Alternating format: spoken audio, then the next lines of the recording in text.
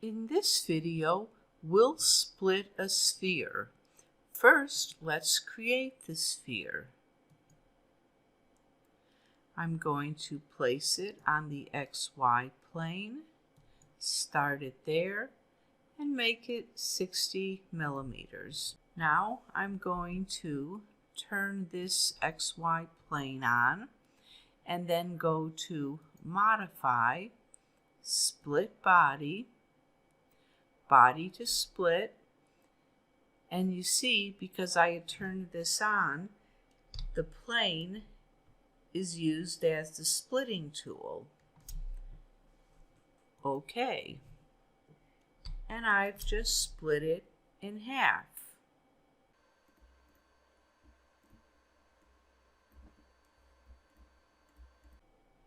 And there you have it.